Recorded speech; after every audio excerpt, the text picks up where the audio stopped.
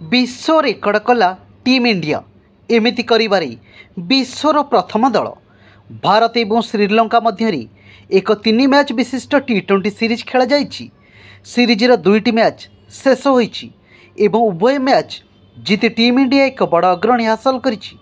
एही अग्रणी सहित टीम इंडिया एक स्वतंत्र रेकर्ड हासिल करिछि। टीम इंडिया सूर्यकुमार यादवଙ୍କ अधिनायकत्व एही रेकर्ड सृष्टि होइछि। एहा पूर्वरु MS धोनी, रोहित शर्मा एवं विराट कोहली भली किंवदंती अधिनायक ए रेकर्ड रे पहुँची पारि नथिले। 77 संख्या सहित एक रेकर्डर एक विशेष संपर्क अछि। टीम इंडिया श्रीलंका विपक्ष द्वितीय T20 रे विजय सह अंतर्जातीय T20 रे 77तम द्विपाक्षिक सीरीज जीतिछि। अंतर्जातीय T20 रे 77 द्विपाक्षिक सीरीज जीतिबा जेकोसी दल पई सर्वाधिक।